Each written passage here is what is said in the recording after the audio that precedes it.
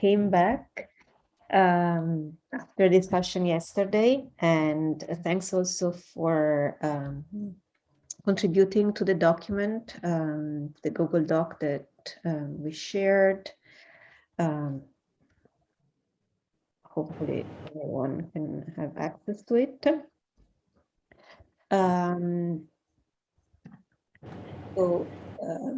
Just a quick recap in case someone was not here yesterday. I mean, most of the items are summarized on, I mean, the discussion is summarized in the document. But the goal of this project is to compare predictions from different models of different types for what Lisa will see in the realm of massive black holes, so massive black hole mergers for the most part. There was a brief discussion about MRAs, but probably we will not focus on those. So yesterday the conversation followed two intertwined tracks. We discussed both the science, so what we actually want to do, but also how we want to do it. In particular, both the type of organization that we want to have, but also the type of standards that we want to have, what are, some sort of minimal requirements for making a comparison useful. So the idea remains overall to start from existing models. If there is a will to build some new models that could be accommodated, but this is not the main core, because especially for some type of models, cosmological simulations, this would be too time consuming to lead to a project that ideally would conclude in less than 3 years. Good. Let me see if I forgot something. So we finished with 2 items, action items, homework. One was to add the names of expertise of people in a bullet point style at the end of the document, and also for people who have access or know of databases or catalogs or models that can be available, put them at the bottom of the document. And I see that many people have contributed already. Thank you. If you're listening now and you haven't added your name yet, please do. Just one line, it doesn't take much in terms of details. The main idea is to see where we are in terms of expertise, in both in terms of what we need, but also in general what is available. Some of the conversation yesterday also had to do with people who don't have expertise, what they can do, and I think we will come back to it. The list of databases is useful in two ways. One is, again, to know what is available. And also, please, if you know catalogs, models, databases that you don't have access to but would be helpful, please include them in the list as well, because we may reach out to other people in order to have them. I had also some emails from some people saying that they were not able to join yesterday or today, but they will contribute and hopefully will be able to put their feedback soon. Okay, so this was a brief recap. Any questions on what has been discussed already? There has been some feedback already. So if before moving on, we want to just address some issues, questions on both the document on massive black hole catalogs. I will put again the link. You can find it on Slack, and I'll put it now in the chat. But also there's a second document, which is on the guidelines for this project. So I copied that one as well, where we have invited feedback as well. So please, you can put feedback in the document itself. You can email us. Any sort of medium is welcome. Okay, so let's start. Melanie, sorry, I was copying. Just a quick question. For the table that is in the document, is it supposed to be only the, for example, simulation and some that already predicted the merger rate, or it could be any simulation, even if it has, where there is no merger rate yet? Because you said we want to focus on prediction that already have been developed, just to clarify what we put in this table. So it's more about the amount of work that is needed. So if it would take 3 years to obtain the results, probably not.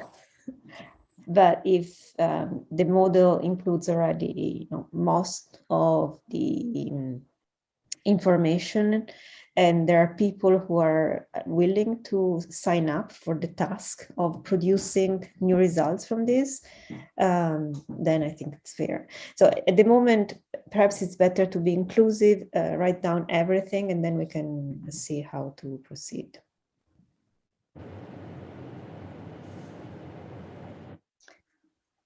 Other questions? Not from the room. Okay, and also online, everything. No, Manuel? Yes, I've maybe a naive question, actually. I saw yesterday, I can't attend the discussion, sorry about that. But in the list of feedback and discussion that you had in the Google form, I see that you mentioned IMRIs. Yes. And I was wondering if you are also considering to take into account these, let's say, special case where you have IMBHs likely brought by infalling clusters to our galactic center. So this is kind of different from the standard picture where you have a dwarf galaxy impacting a galaxy in a minor mergers, And I was wondering if you would like to include this kind of stuff, or if. Well, to my knowledge, most of the models that are available, but anyone who knows them doesn't include that. So again, if it's something that can be easily added, so we cannot rerun the models or specifically the simulations, including new physics. That would take just too long. If it's something that can be done in post-processing and there is someone volunteering to do it, it can be included. But in the first approximation, the idea is to compare models that have a general merger rate for LISA. So if we include a new model, it would have to be included in a coherent fashion, I think, in all models or a significant fraction. Yeah. That's again, that's but please, other people who want to to play with this. So I can just add one more thing, that is, in a few weeks, hopefully, we should be able to come out with some kind of semi-analytic prescription for this kind of models. So it should be something similar to a SAM model, but for this specific channel. And in the paper that we are preparing with Alberto and Matteo and Pau, we are going to discuss also the merger rate for LISA and the detection rate. So maybe this would be a starting point for a catalog to be used. But probably maybe there is no term of comparison. So perhaps, perhaps you can add the item, and as I said, this is just a preliminary discussion. The goal is that the work will actually start probably in the fall with a new series of meetings where we go from this slightly chaotic list of items what he put yesterday to something that is more organized. So we will actually have a workflow. So when we organize this workflow, we also want to see what is needed, what can be done, and if there is enough workforce that volunteers to do that. So I think it's, it's something that it can be added, and then see if the group as a whole is willing and able to do it. What do you think? Again, there's a wide range of expertise, so we have to think of how to tap into it, but also I don't think that we have to this model does not need to be comprehensive. It's the starting point. It seemed obvious, and this, also Sylvia mentioned this yesterday, there will be lots of spin-offs, because once you have all this wealth, then you can actually use it for science. And so I expect that there will be many follow-up projects, perhaps not as big, but we will see. Other questions?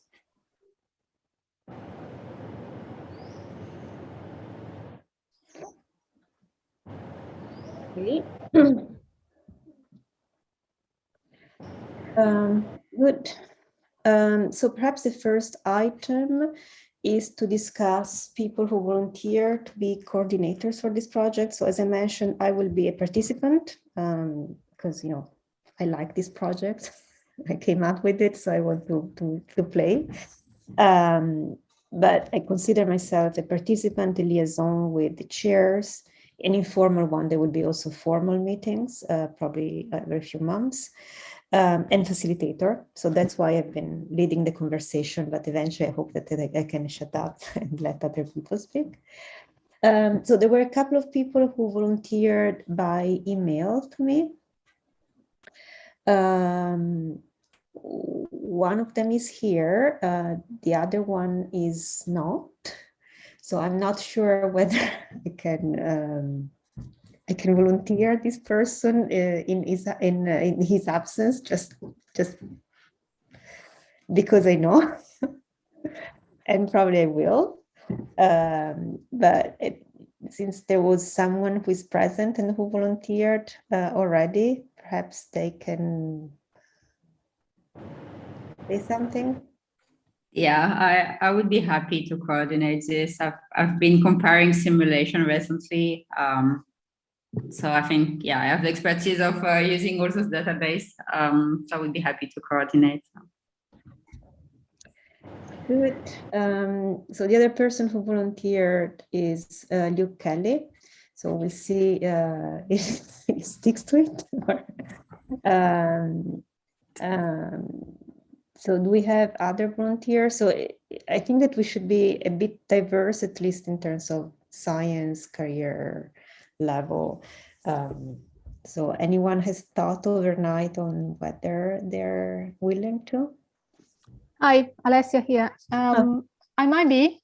Depends really. It's not clear what the workflow will be like.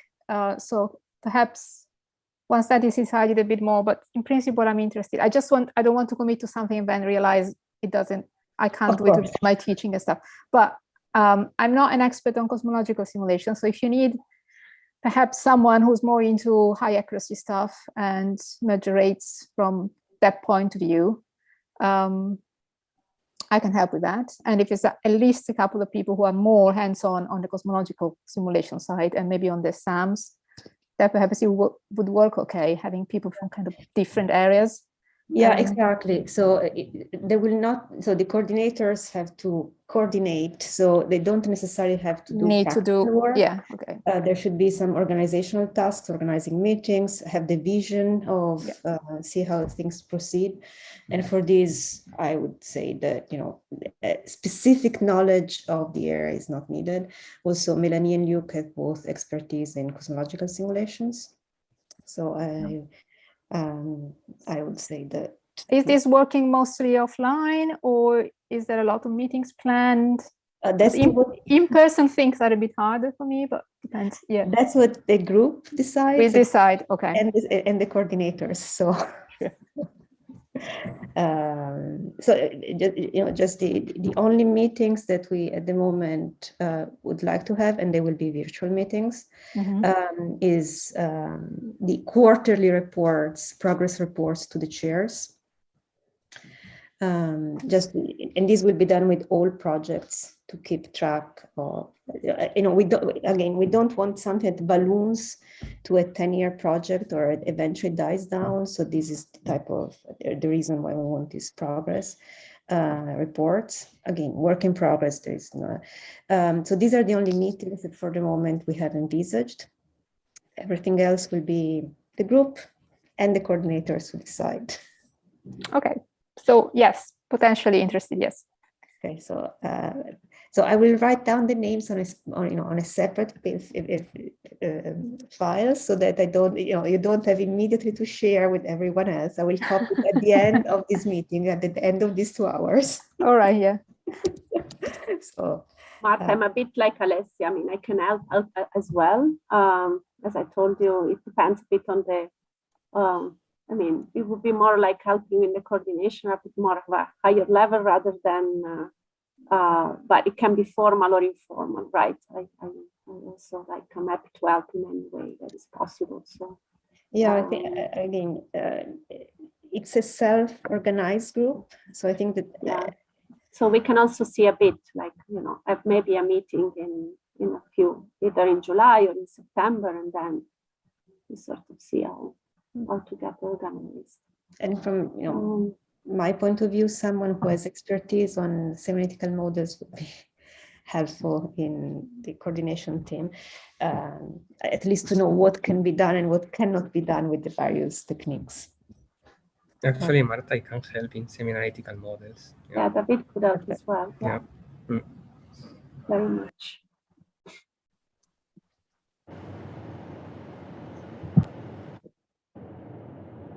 Okay, so at this point we are at 5 coordinators, which seems to be a good number.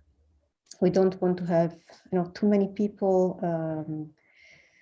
because things become a bit chaotic then. But we also want to have a group that is sufficiently big that no single person has to do 100% of the work. In the white paper, we had groups of 3 or 4 coordinators. Well, Emery's was a bit larger. And overall, I think it was tight. Melanie, I don't know if Elise is here today. So Melanie, do you have a feeling about how it went with the working group, being only 3? We were 3 coordinators, but then we had like coordinators for every section. So I think, yeah, being 3, 4, I think it's a good number because you can have quick meetings. So we were really, talking a lot, with small meeting, and then we would have meeting with a larger number of people. But yeah, I would say a relatively small number is good to have like those efficient meeting. Anna, sorry, I couldn't see you. Elisa is here. So. Okay. No. So Elisa, do you also want to give your feedback about 3 people as coordinators? Was it tight? Was it? I think, the point is that that's my only experience, so I cannot really compare to any bigger or smaller group in a way.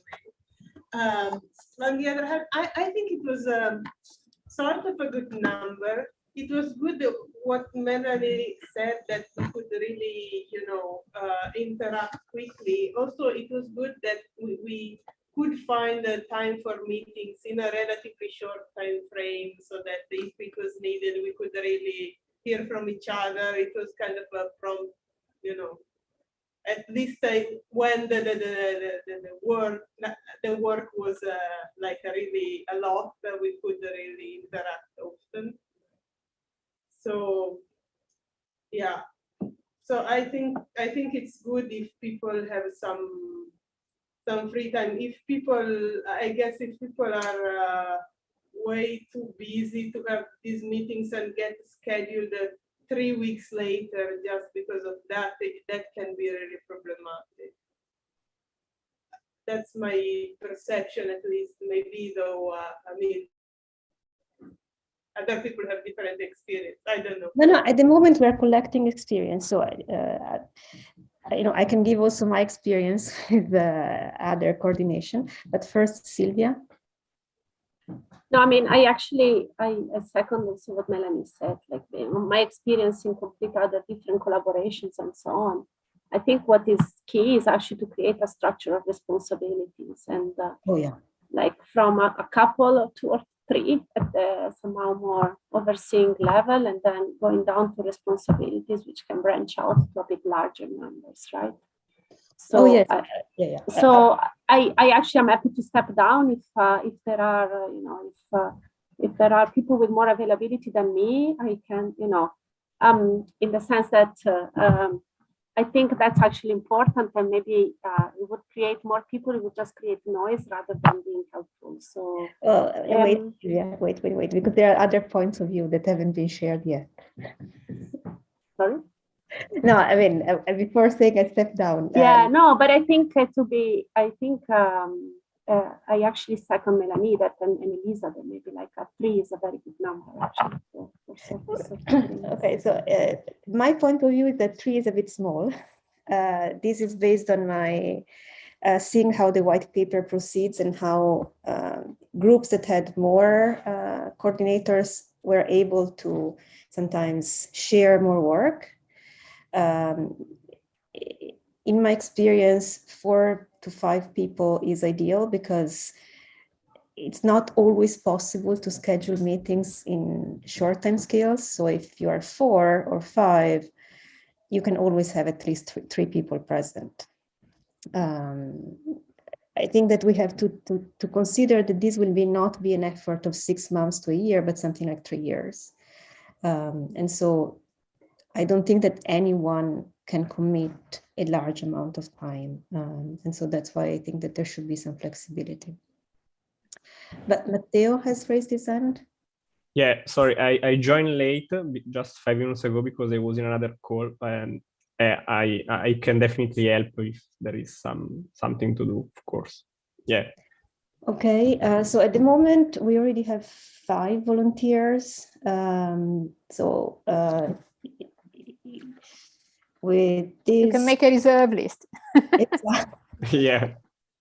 So the other thing, as both Melanie and Silvia were saying, is that there will be subtasks.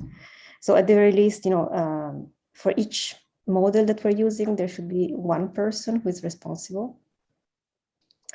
And there should be people who are responsible for other tasks that will be.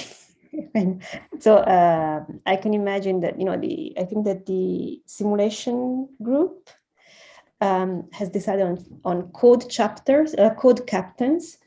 So in their code comparison, they have 1 coordinator from each code that they want to compare. I don't know if I haven't understood if this is on top of the global coordination or not. But so I imagine that here as well, there will be a coordinator, a sub-coordinator for each catalog, model, database, or more. I mean, it's up to how people decide to organize. Again, I'm trying mostly to collect and repeat what was said, but my impression was that the agreement is that there should be eventually, not today necessarily, but a clear structure so that everyone knows what they are expected to do, and they can also plan accordingly to their duties.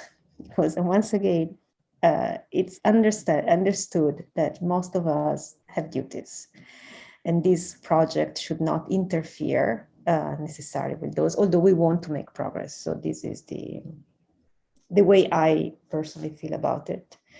And I hope that you agree on this sort of approach that should still allow for a balance between progress and being human beings. Do we actually have people from all 3, so cosmological simulation, SAMs, and the other empirical models And do we have people from every kind of cosmological suite or not? That's what we will do. Once people have filled the tables, then we will know. Okay. At the moment, based on my quick reading of the volunteers, and I cannot say that I know everyone, but my impression is that there is no one from empirical models. Okay. Not even in the participants. So before this meeting, I actually contacted people that I thought would be who had not signed up, but are part of the working group and could be interested. So when I scoured the list, I couldn't find anyone with empirical models. Most of the empirical models have been actually developed for other purposes. On the Galaxy side, there is the Universe Machine by Peter Beruzzi. Actually, his student is now working on, has a paper already on the black hole extension. I'm sure that eventually they will like to join the project, but for the moment, they're not part of the working group. So perhaps this is something I will add it to the table. Sorry, a very good point. I forgot to add it.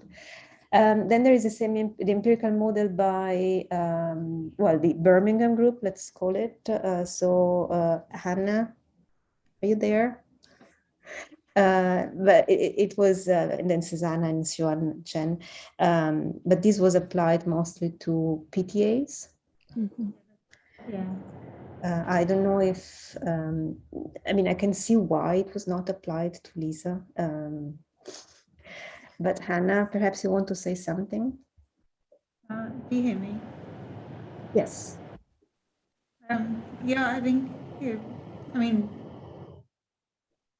would be nice to use it. But honestly, I haven't thought too much about whether it's applicable for Lisa sources or not. But yeah, do you think Alberto Sassano would be interested in getting involved in this as well?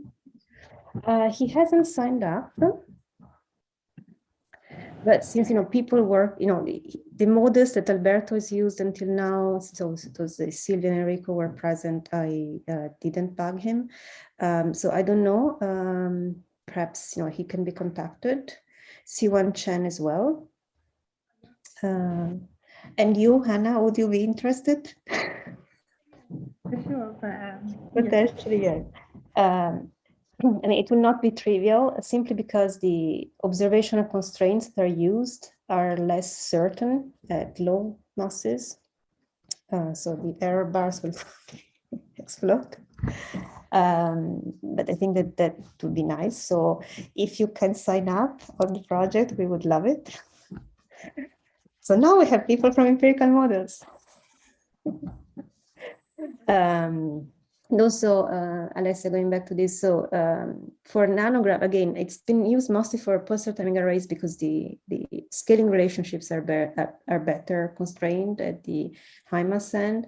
But so for nanograph, they built this new tool called Holodeck, which is a flexible tool that allows to calculate merger rates using also empirical models. So Luke and I asked Luke yesterday if we could use it, and he said that probably by the time we start getting active, that will be possible. And so now I'm adding Trinity as well.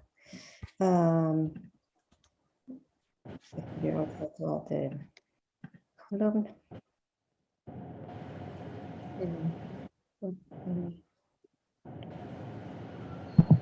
There are more semi-empirical models, but they have not produced any merger rates, right? Like the one of Francesco Shankar or Giorgio Krakis.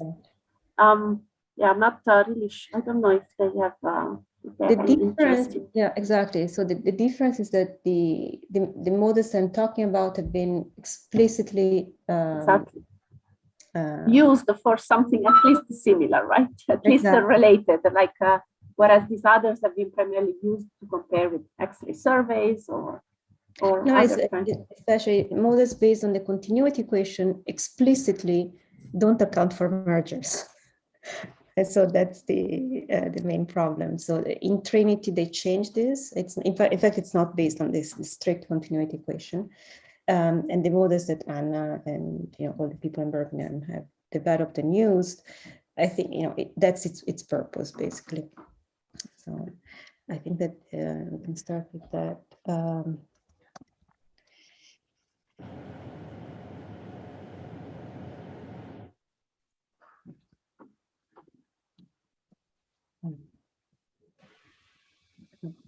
Okay.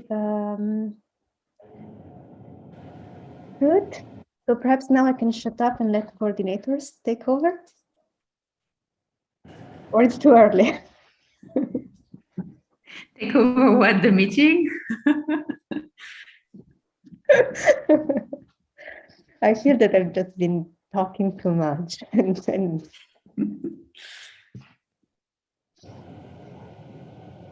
Yeah, no, I guess I wasn't here yesterday, so I don't know what was fully discussed. Yeah,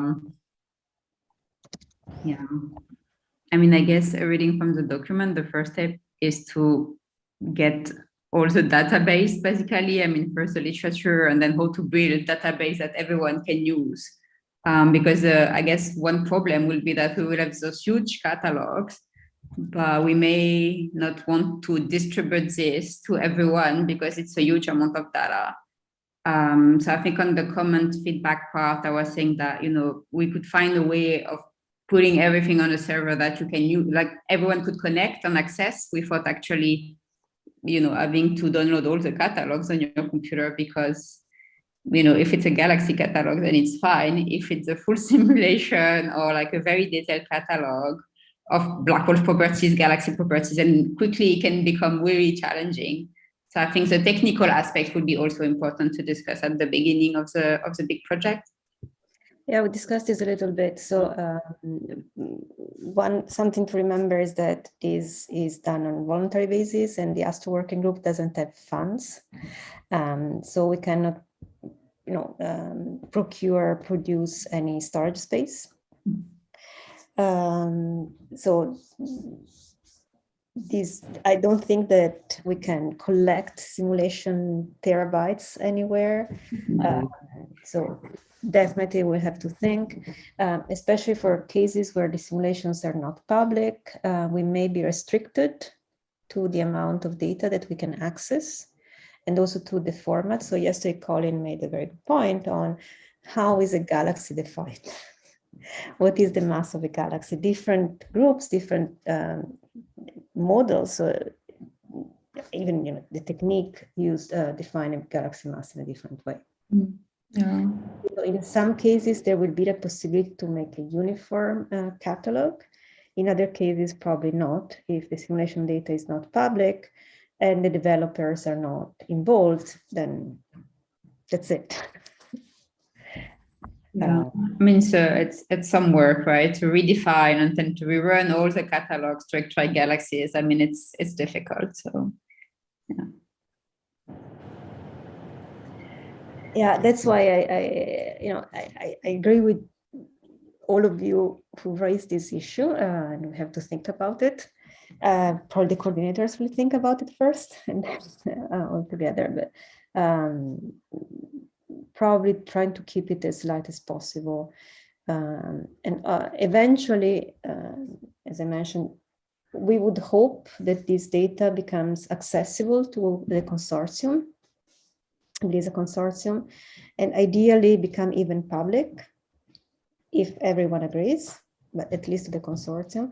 So there should be also an interface that allows to communicate with people who have not worked on the project.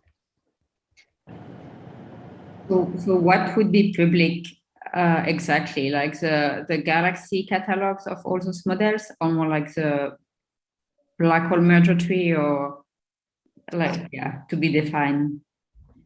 Yeah, I don't think, one of the first things we would need to do in the initial meeting is to set the deliverables. What do we actually want to deliver with this project at the end of the 3 years? And I would say first to the DISA community, and then possibly wider. And I guess we could start with a bare minimum.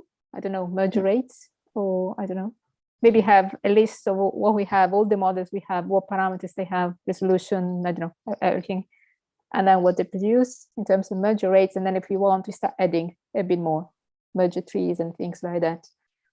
Yeah, but I think everybody has to agree on that. We need a meeting and then see what actually people are willing and happy to share. Yeah, we're just thinking more in terms of the right of, for example, for cosmological simulation, you know, like you can make your catalog public, but the catalog is actually from another team that produces simulation. So, you know, it requires some thinking in terms of the rights, Sure. right? So this would have to be defined at the beginning. Yeah. No, exactly. And I'm one of the people who works on simulations. They're not public for the only reason that we don't have the workforce to make them public. It's a lot of work. And so I don't know what I can share. I have to ask permission for every simulation. So depending on what the PI is, it's a consortium. So I think that for at least one simulation, it's a small group who will agree very easily, but for the others, I cannot guarantee. So we will see what is available.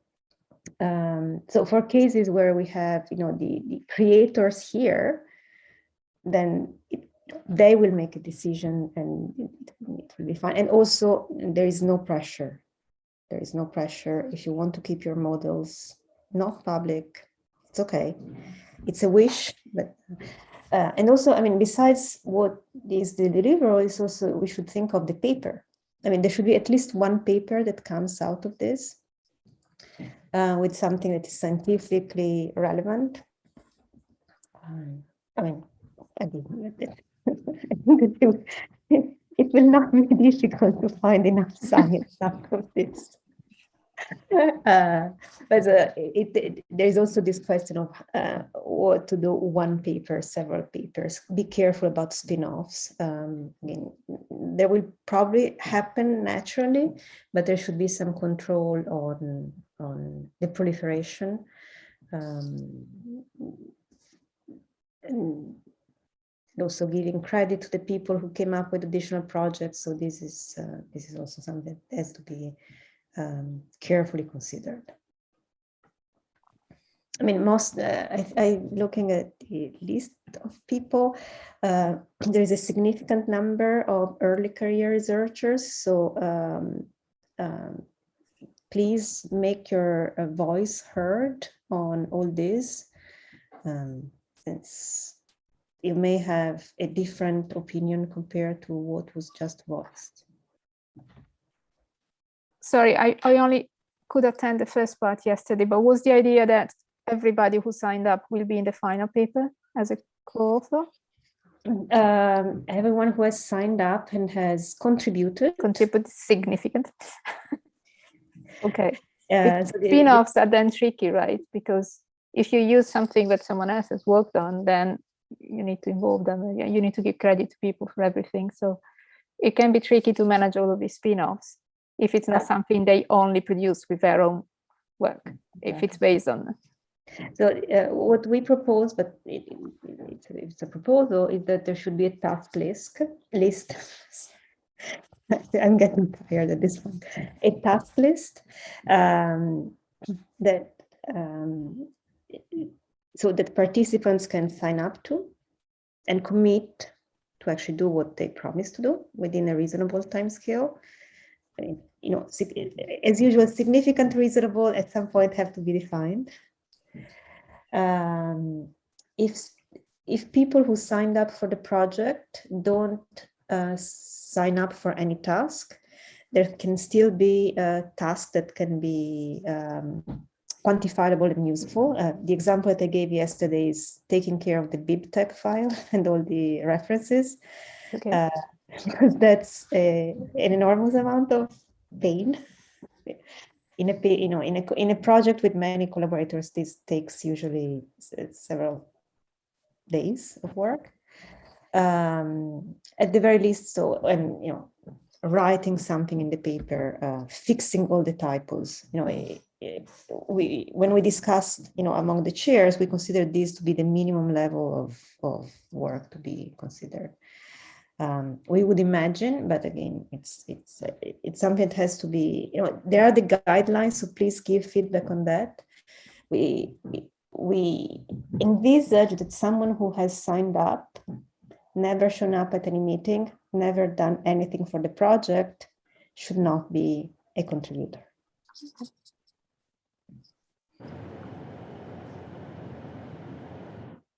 But usually those people are the one that at the very last minute will give you one comment on the draft. And they will be like, I deserve my position in the paper. So perhaps yes. You know, we don't want to be draconian. I don't know if, but you know, there have been, the cosmology working group also has had projects for many years, and finding their, and they share their experience that it's very difficult to find a balance between being draconian and people are just unhappy and leave, and being too loose, and then you have other type of problems, so conflicts and so on and so forth. So this being the first example, we are trying our best. We will see how it goes.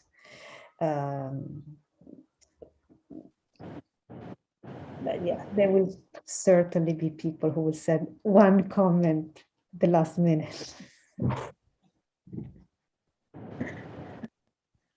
So if I may suggest, like to proceed, given that also I think we are probably a tenth of all the people that signed up. I don't know if I think another list of things we could do is actually tasks that we envision and responsibilities. And given that there are, you know, many people, and maybe even more than what we know so far, that are interested in taking over some level of responsibilities, maybe it could be useful to write somehow brainstorm either now or, you know, or separately in a document about all different tasks and what could be associated responsibilities, right? And then from that we, you know, we can also build somehow really understand who, you know, what would be also the best profiles for the different responsibility for these, and how to move forward from that. I think that would be very helpful, because if we come up with a list of tasks right now, which is not just based on the science, but also on the editing and the big and all stuff that we can think of might be useful, then there's no conflicts right at the end, or at least very few. Because then you say sending one comment is not considered a task, then people can complain about it. But of course, you can't expect to cover everything. There will be something we didn't think of. But based on the previous experience, perhaps you can incorporate this just by saying, okay, this is the list of tasks, and you need to be signed up to one of these for co-authorship. And I don't know. And then you just add a task.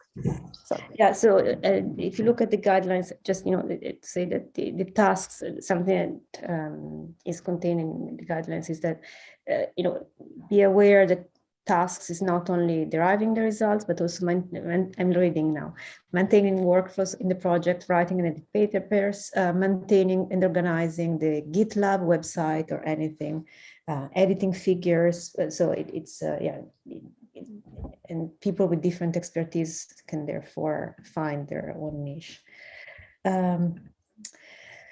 Good. So we already have 3 homeworks. So add the expertise, add the databases. Then, sorry, Lisa, I finished the list and then it's up to you. The literature search and the task list.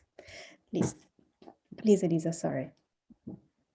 Yeah, so just to, I mean, my feedback on what you just said is that, I mean, about defining a list of tasks. I think that is a great idea to start with, actually. Also, I have a brainstorming and everything. I expect, maybe I'm wrong, that the tasks will come up as the project is developed. It's hard to foresee everything in advance. So this could be an initial structure, but I think it must be very flexible. Yeah, absolutely, yes. Yeah, I was more thinking task at a bit again, structured level, right? Yeah. Like a person that is one or two persons responsible to maintaining a database. Again, who has the responsibility of each individual code, who is overseeing maybe the semi-analytic part, who is overseeing the hydro part or the semi-empirical models. Mm-hmm. Is these sort of things, right? If I understand correctly, also Sylvia, this would naturally lead to people who would oversee some of these broad tasks, not only the so there are the small tasks like I will extract the masses from this model, whatever. But then the tasks that we're talking about now are for instance, developing workflows for whatever. So it's something general, and people could volunteer to oversee this type of broad tasks as well. So as we said, it should be a structure, not only in terms of projects and deliverables, but also of people who, so that you don't have to micromanage everything down to the minimum detail, but there are people who have in charge some broad aspects. Right, which, yeah, exactly, right, which is a bit also how we structure the work for the white paper, with these different responsibilities at different levels. And that will naturally, I think, would help also, somehow be sure that everyone is clear also on what aspect and balance also their forces, right, the personal forces, and to what best fits them as well. Right? Their availability and their, knowledge and experience. So effectively, we want to proceed in terms of pushing this forward, right? So we want defining possibly even a timeline. Maybe we could brainstorm that, right? We want to have, I don't know, by mid-October clear, or end of October clear the path we want to follow. By a certain date, these certain people that are responsible for the different codes should deliver and put on the database catalog.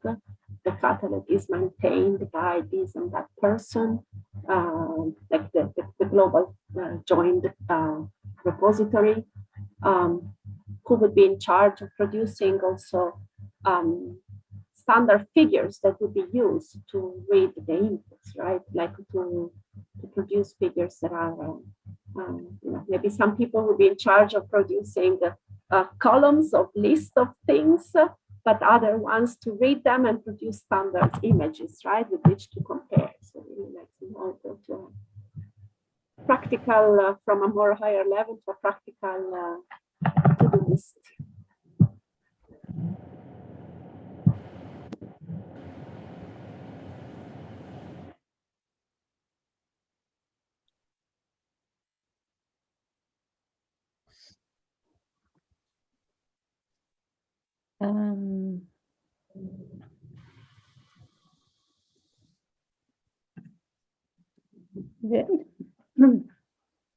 So we have added start the task list and define a timeline to the document.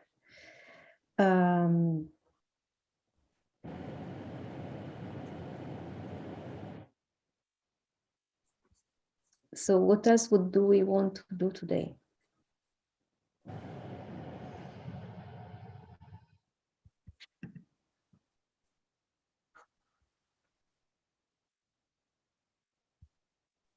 Sorry, Marta, can you say that again? What else do you want to discuss? I just wrote down in the minutes a very short summary of what Sylvia proposed. Please check that I got it. But what else do you want to discuss now? I mean, I have a question, but it's not not much related to task. But I was wondering, because I see in the list that many observers or people involved with observation signed up. So yeah, do we have a plan to link this to observation directly, or this will come as the project is going? Because I think it will be super interesting, but I don't think that was the first objective, like the first goal of this. Yeah, maybe this was discussed yesterday. I don't know. Only a little bit. So I will just say, so observers may choose to train and learn something new. This is also No, that's completely fine. no, this is, no, exactly. And the other one was observations, how can they enter, update. So one thing is that they can be used to update the constraints used for the models. So for instance, many models that are being developed years ago may have used constraints. So for instance, the empirical models can always be updated. So the observers can offer the best constraints to date that will be helpful. And also, for any type of model, and also observe in principle, what one can do is also an observation analysis of simulated galaxies and binary candidates to constrain data. So this is beyond the initial scope of the project. But again, if there is interest and people want to contribute, that I think be very interesting. Yeah, even having like a discussion on whether the models that we are using so far are actually agreeing or not with new recent constraints, that will be already super good for them.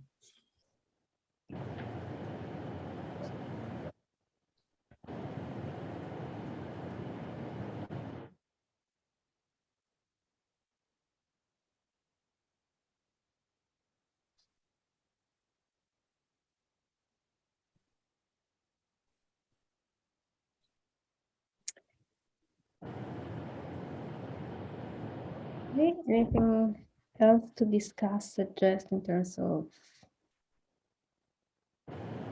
organization, science?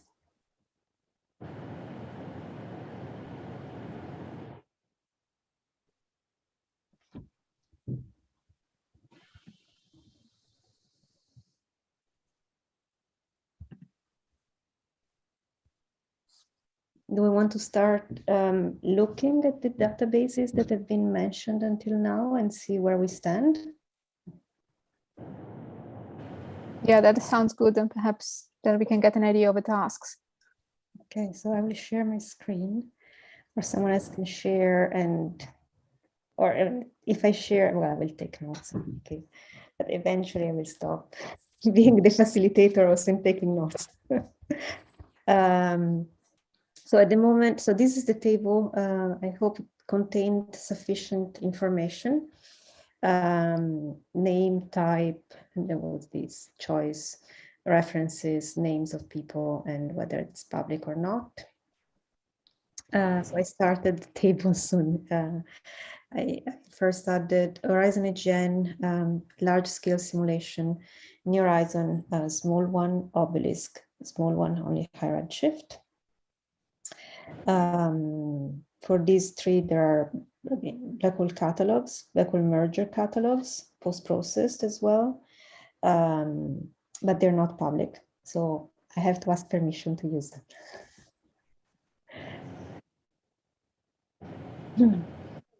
Then we have Illustris DNG. So Colin or Melanie, do you want to say a couple of words? Colin, do you want to say something? Sure. I mean, it's a set of several different simulations. So it's, I mean, okay, there's Illustris, but then TNG, which is sort of an update for it. So that's 50, 100, and 300 cubic megaparsecs, or megaparsecs cubed. So the entire data set is public, so it's all accessible from their website. There are small caveats to individual runs and everything. But yeah, I think they're good simulation. Yeah. And at least some of them have been used already for extracting massive black hole merger rates. Yes. One caveat I will point out for that, just if anybody does try and do that themselves, is both the original Illustris and the TNG 100 are missing some black hole data in a few small redshift ranges. So if you try and just look, and that includes mergers. So if you just look at it, you'll notice suddenly unexpected dips and things like that. It's a known issue. The mergers happened in the simulation. It was just lost data stuff. So yeah, just be careful with those two. Okay, so I know of a few papers that already make predictions for black hole mergers with these simulations. So perhaps at the bottom here, initial review literature. So here it's just general references, but then if we have specific references for merger rates, merger properties, we could start collecting them here. So for instance, Illustris and Illustris TNG have been used, to my knowledge, by at least 3 groups, if not 4, to predict black hole merger rates. And so this can be put at the bottom, so in the initial literature review. Then we have Astrid. So Colin, Melanie, Nyanhi, or Yu Ying. Yanni, do you want to talk about that for a minute, or do you want me to? Yeah, sure. Hi, I'm Yanni, and so yeah, Astro is a large volume cosmological simulation, and I think it's currently run down to Redshift 2. And so it's relatively, so it's a, the volume is 250, and I think the spatial resolution is around 1.5 co-moving kpc. And so there, one thing that's different from, for example, Illustris TNG is that we have a dynamical friction model. So like the black hole merge in the simulation later than TNG relatively, which made the merger rate also lower. And so in the list of reference here, I think the second one is where we made merger rate predictions, and Colin also had a paper which is about to be submitted, which also compare Astrid and TNG mergers. Okay, and the data will be public soon.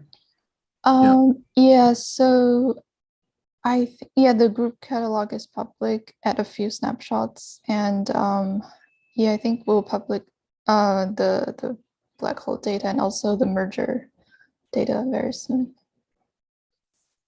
One other relevant factor for Lisa stuff is Astrid had a lower seed mass and actually a range of seed masses.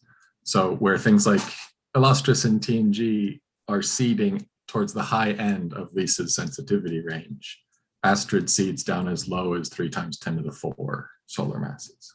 Okay, so similar to what we do with New Horizon and Nautilus. In that sense, they will be comparable. Good. L galaxies, David or Sylvia? Yeah, I can say some words. So L galaxies is the unique galaxy formation model. So the good thing of this model is that it's public, even though the part of the massive black hole and massive black hole binaries is still not public, because Sylvia and I, we developed this, this branch of the semi-analytical model. And the good thing is that it can be run in different dark matter and nebody simulations, yeah, in particular the Millennium and Millennium 2. And actually the good thing is that we are also modifying the semi-analytical model, so we can run the L galaxies on top of the Illustris TNG dark matter and nebody simulation. So actually we can maybe compare 1-to-1 galaxies between L galaxies and the Illustris TNG results. So yeah. That would be nice. Sorry, I had a question here. So In principle, so how long does it take to run a universe? It depends. For instance, in the Millennium, it takes like 1 day, 1 day and a half. Depends in the physics that you want to put in the black holes. But in the Millennium 2, it takes a little bit more because it's higher resolution. And yeah, it takes a bit more. Okay. So I'm not saying that you have to, but in principle, if there is a choice to explore some extra parameter spaces, it could be in principle, again, I'm not saying Sure. that could be done, possible. Yeah, it would be. Yeah. Actually, we did something similar for the PTA with Alberto because we wanted to explore the amplitude of the stochastic gravitational wave background, and we ran L galaxies with different set of parameters. So it's feasible, yeah. Actually, connected to this question, Marta, I think we discussed yesterday and the day before, right, about rerunning things to homogenize a bit the assumption, the physical assumption. While that's certainly for hydro, it's not possible, right? But either post-processing of hydro or semi-analytic, we can certainly, I think, relatively easy do that, right? So try, change seed masses so that they're similar to the one of the exclude, we all have different resolution, but we can, in semi-analytic, it's relatively easy to exclude, say, halos below a certain mass, so that we try to mimic the resolution of the hydro, and so on, right? Also, David, as he said, like we can easily run the galaxies on the illustris, dark matter merger trees. Possibly, we could even try to adapt with merger trees of other simulations, depending on the format they have. So, on the semi-analytic side, I think we could, we could actually make a bit of effort in trying to homogenize and getting closer to what have been other assumptions to make a more fair comparison. And this in some way would address what Elisa mentioned yesterday, which is, what do we do with the fact that we know that we lack resolution in some models? Yeah, exactly. So what we could do is we could downgrade the resolution for some models, and then see, somehow make projection with higher resolution and see if at least with the degraded resolution, we find some level of convergence, right? I mean, we are already noticing with David has been fighting for that for a long time, that the same model run on two different simulations for the black holes gives like very different results, right? And we are also planning, I think we wanted to mention it, but it's a bit more long-term. We are trying to run a more higher resolution N-body simulation, even than the Millennium 2. So, for prediction for even more closer to LISA mass, more intermediate mass black holes. So, we could take advantage of semi-analytic, possibly also share the merger trees once we have them with also other people, other codes, other semi-analytic codes. And, as part of these collaborative projects, that would be interesting. Yeah, I think that this would be great. Okay, blue tides.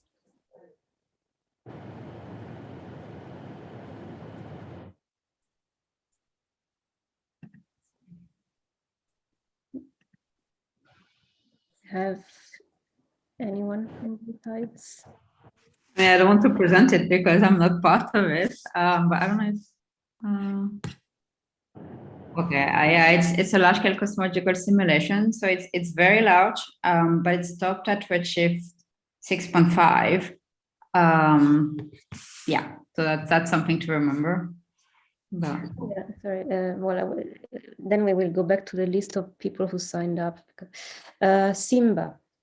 Yeah, I'm also not part of this. So I'm not part of any teams. Yeah, so Simba, it's also same type as Illustris or TNG or as an AGN. Yeah, the seeding is in galaxies of 10 to the 9.5 solar mass.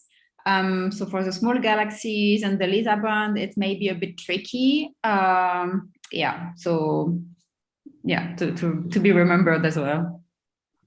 And in this case, the simulation has black holes, but also I think So also in blue tides, probably there is no paper on the merger rate of black holes. I don't remember one, but yeah, I mean, for SIMBAS, it discussed the mergers of black holes, but there is no explicit prediction for LISA, for example. Yeah, and I guess the Eagle is the same. It's a large-scale cosmological simulation. So now the TNG team, they actually, so TNG is using a different definition of the stellar mass as Eagle, but now they actually made catalogs for the Eagle simulation with the definition that they use in TNG. So they already tried to kind of homogenize Eagle to fit the definition that they use in TNG. But I don't think it's public for internal use. Yeah, but I don't know if this paper is the one on the merger rate of black holes. No, I think it's just a simulation paper, so a global description now. Okay, but there is at least one paper on the merger rate versa. I mean, I remember downloading just the points from the PDF. Then we have the Renaissance simulation. John are you here? No? Okay, so I will say a few words.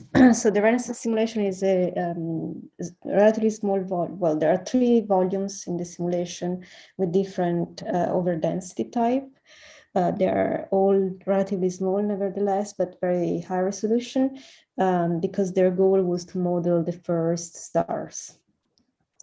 So they don't explicitly have black holes in there. Good for seeding models. I think if I interpret John correctly, it can be used to test seeding models in post-processing. I'm not John, so this has to be checked. Then there is Uchu. So I think that Chian is not here, right? So Uchu is a very large n-body simulation with galaxies painted on them. So I don't know the resolution really. So I'm not sure whether what we discussed with Sylvia. So it could be also an option. So I know that it's immensely huge. If anyone knows something more about the volume or the resolution, please speak up. I mean, I know that I could open the paper. I will do it later. Then we have Romulus. Manuel, do you want to say something? Yeah, so I don't know much about the details because I just worked for a very limited time on a project about Romulus, but in principle it is a box 25 megaparsec cube. Well, I mean with a side of 25 megaparsec, and I think they have a special recipe for dynamical friction for black holes and some recipes quite updated for the black hole seeding. So the idea is that in the simulations, mergers might be a bit more realistic than in other cosmological boxes because of this treatment of dynamical friction that would avoid spurious ejection of black holes during the galactic dynamics. And I think if anything changes over time, I think that the data are not fully public, but Michael Tremmel is very willing to exploit them. So one should just contact him and ask for access to the data.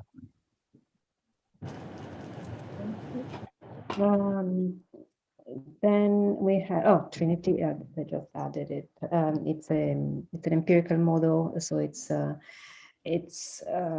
based on dark matter halos from cosmological simulation, and at each redshift, galaxies and black holes are painted on it.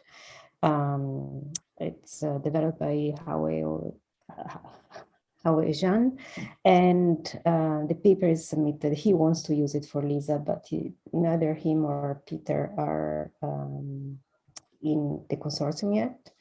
I'm part of the team. I'm not a developer, and I would not claim that I can share anything with you because it's a PhD student's project. So after he's done with what he has to do. And then we will have also the Birmingham empirical model, hopefully, if Hannah is still of the idea of joining us. Perhaps Alberto and so on, if this can be changed. So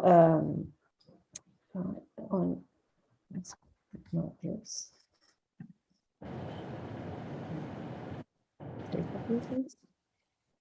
I also a question, maybe it's for Colin, whether Massive Black 2 could be added to this list.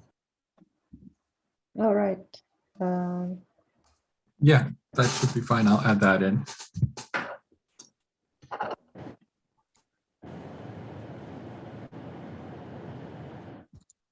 So I'm just writing the name and then you will continue. Okay, so what are we missing?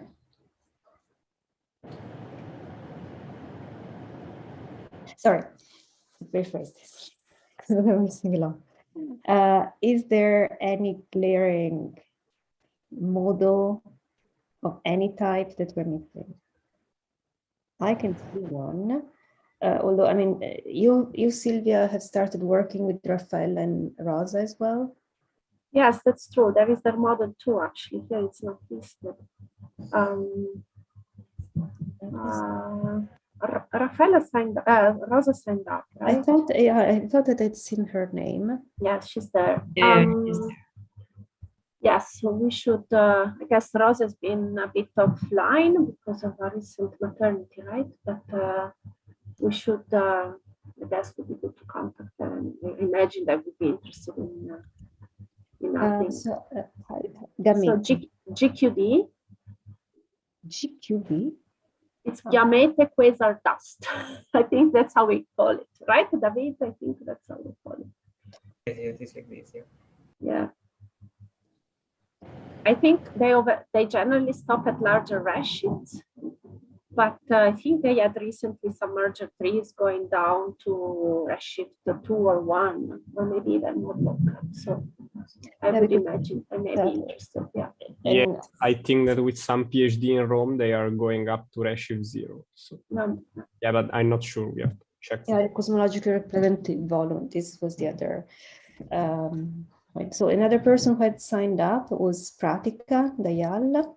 I think I saw her name. Yes. So in principle, we should have her models. Yeah, so actually connected to this, right? I mean, I guess this goes back to what also, not all these models are applicable to the same things, right? So there are some models that maybe we should at the end discuss which models make sense for a global comparison across all redshifts, to which, above which threshold mass, for a more general comparison. And maybe there are some other parallel comparison that, in which there is a clear dependence on seed properties and the modeling of the high redshift universe, in which, all these model of GQD, Delphi, and so on, those are actually, the ones that, that are more advanced in that aspect, right? I'm not sure how much they extend to lower redshift, how much they are ready for that, but I guess some parallel comparison at the more higher redshift and the connection with seed, that's an obvious spin-off. Alberto? Yeah, maybe the other one is the Enrico semi-analytical model. Okay, I just used the catalog. But for example, this semi-analytical model has been used for the figure of merit, for the low frequency study. So. Okay, so Alberto, perhaps you can fill this. Oh yes, then the model by Angelo Ricarte. So I contacted Angelo before this meeting. So he has not signed up. I will still add his model because we're being complete, but I don't think that he is interested. He's very busy with EHT and NGEHT now, so it's totally understandable.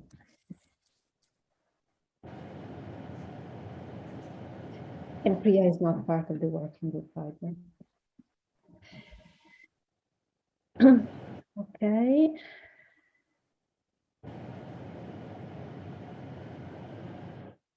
Anything else that we have forgotten that has led to at least one publication on massive black hole merger rate and LISA?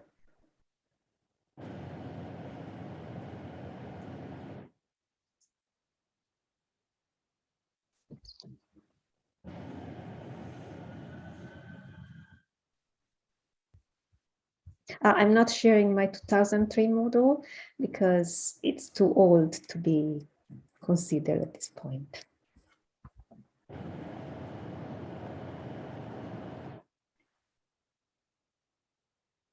Okay, so if we think that this is a complete list, at least to our knowledge, I mean, people can still complete this online. I think that it's incredibly long. That's my first reaction. So probably, as Sylvia said, it would be some pruning, selection in terms of what can be compared in various models. What I mean, some like the Renaissance and Delphi were explicitly conceived only for the hierarchy, so they are in your own group.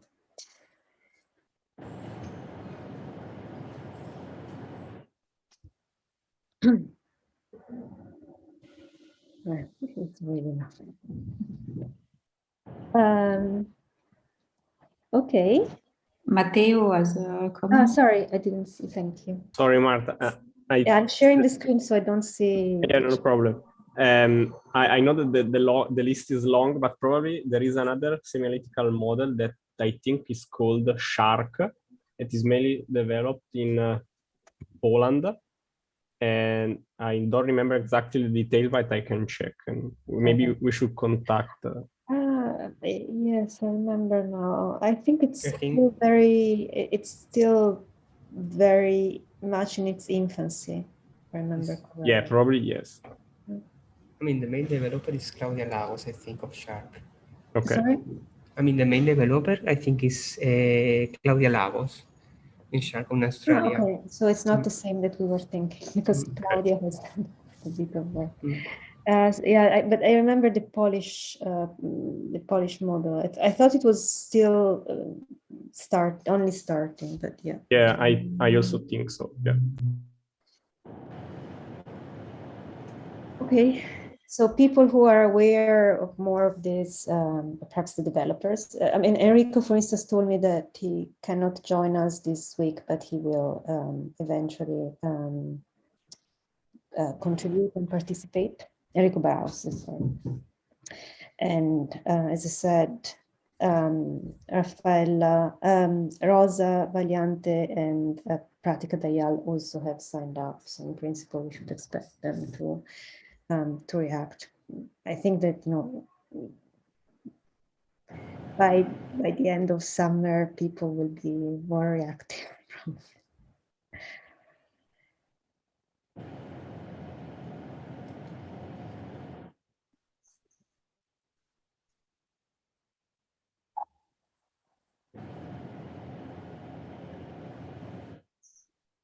Okay. Sounds good. So when do you plan? When do you think, Marta, we should meet again? Like in the September at this point? Or? That's not my choice anymore. Yeah. Yeah, but it would make sense. I think that probably some, you know, it depends on, again, probably the coordinators should exchange a few emails to decide, but probably September is a good target.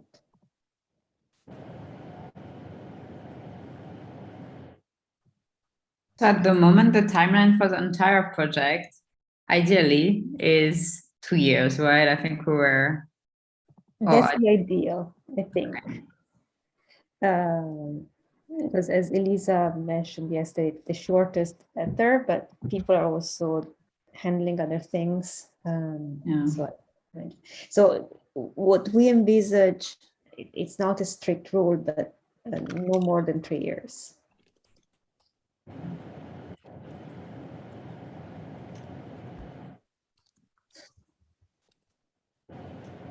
And we haven't started yet, so it's not like there is a restricted line. At some point, if nothing happens, all is erased and it's gone. But it's more about at some point this enormous amount of information has to be distilled in something tangible.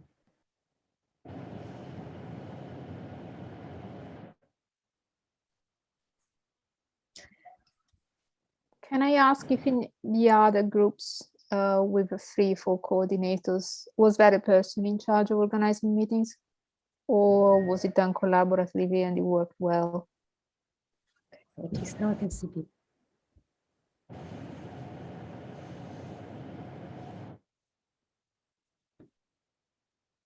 Sorry, can you repeat?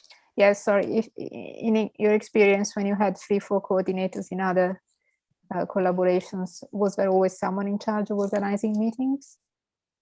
Or was it left to any one of them? And yeah, usually there's always someone of goodwill who actually Of takes goodwill, okay, fine. That's my experience at least. But this is a self-organized group. And so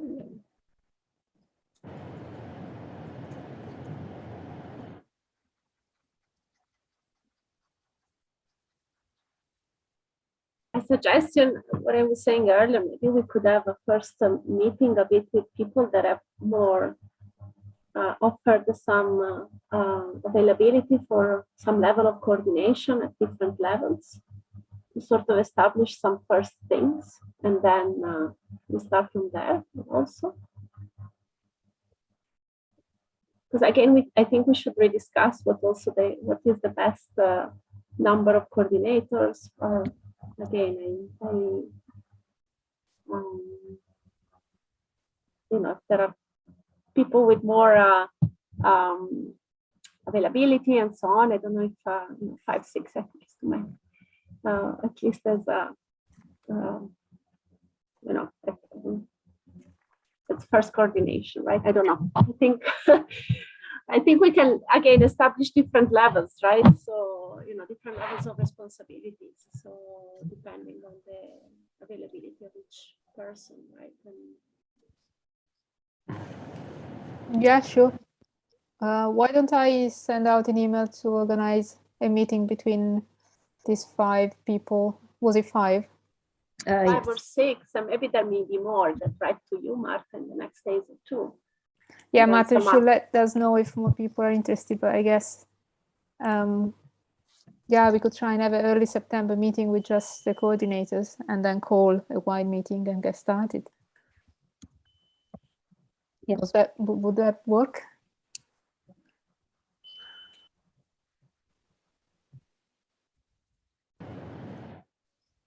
So, just to know, I'm more than happy to act as pseudo secretary for a while. I will be on holiday starting July 2nd until the end of July.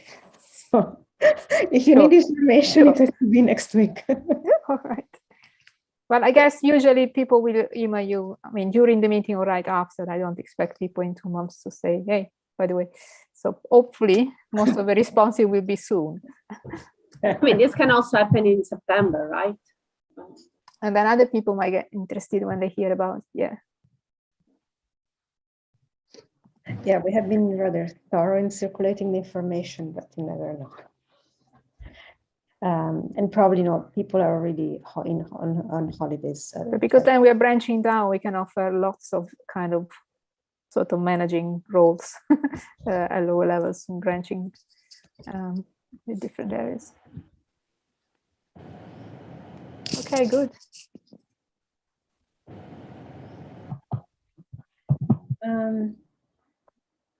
Good. Okay, so probably I will send an email to the coordinators plus Matteo Bonetti as backup. So Matteo basically has already volunteered to lead some subtasks. But at least you have information on all the emails. Oh, by the way, so I tried to copy the names of people who signed up on the document. I think that eventually we'll find a way to give you access to the responses from the form so that you can see all the people who signed up and eventually, who will keep on signing up. I haven't shared the emails on this Google Doc because I thought that people would not be happy to have that.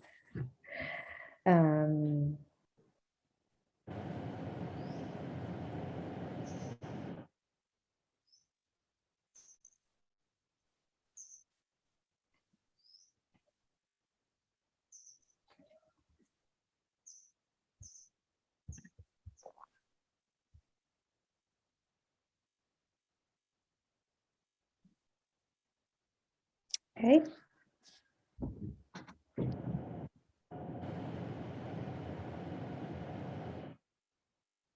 I think the name of Anna that is in the room is not on the list, so it may be good to add her to that. And once, perhaps she has already signed up because she's super efficient, but I'm transferring the names from the form to Okay, not a perfect. Yeah. Because I don't want, it's clearly I cannot even copy and paste a list of emails without making a mess. Yeah, no, yeah. At some point we should have a list with everyone so that we can organize meetings. Yeah, no, exactly. So I just want to make sure, since this lives in the co-chair folder on Google Doc, I just have to check the permissions. Will be done before I go on. I filled in the form like an hour ago, so it's only I will add your name then.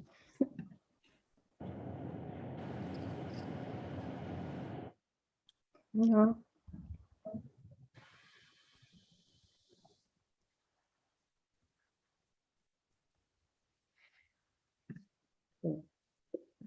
Okay.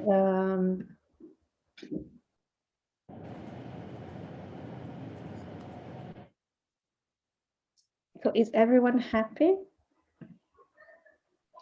I mean, not in general, that would be too much, I understand.